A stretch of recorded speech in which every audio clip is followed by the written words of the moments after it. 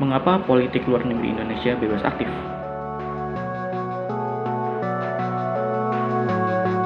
Menurut Profesor Dr. Andes Yanyan Muhammad Yani, MAIR PhD, dalam bukunya yang berjudul Politik Luar Negeri, secara umum, politik luar negeri merupakan cara untuk mempertahankan, mengamankan, dan memajukan kepentingan nasional di dalam kancah dunia internasional.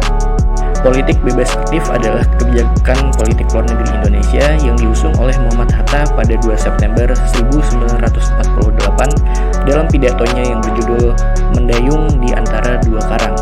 Ketika itu, politik mancanegara sedang mengalami perang dingin, yakni perang pengaruh antara blok barat dan blok timur. Indonesia tidak condong kepada keduanya.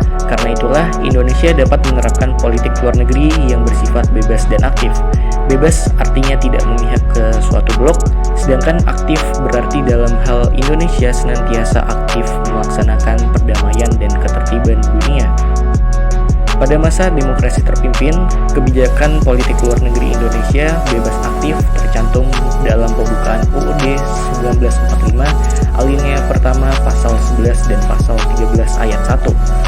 Setelah itu, pada masa Orde Baru, politik bebas aktif diatur dalam Ketetapan MPRS nomor 12/MPRS/1966. Dalam ketetapan tersebut ada 2 poin yang terus ditegaskan. Pertama adalah politik bebas aktif anti-imperialisme dan kolonialisme dalam bentuk apapun.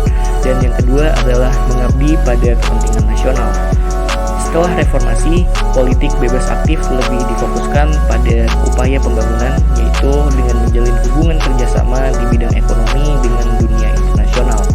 Aturan tersebut terus diterapkan hingga akhirnya landasan operasional politik bebas aktif Indonesia diatur dalam Ketetapan MPR nomor 4/MPR/1999, di mana dalam aturan tersebut politik bebas aktif lebih ditekankan pada faktor-faktor yang bisa menimbulkan krisis ekonomi nasional.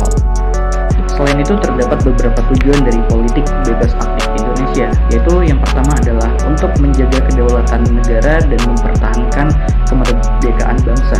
Kemudian yang kedua adalah untuk menjaga netralitas Indonesia di kancah internasional dengan tetap aktif menciptakan perdamaian dunia. Dan yang ketiga adalah untuk memperbaiki persaudaraan antar bangsa sendiri sebagai citra dari semangat Pancasila tentunya. Gimana nih Sobat DC tentang bahasan kita barusan tentang politik? Next kita bahas apa lagi ya? Tulis komentar kalian di bawah sini ya.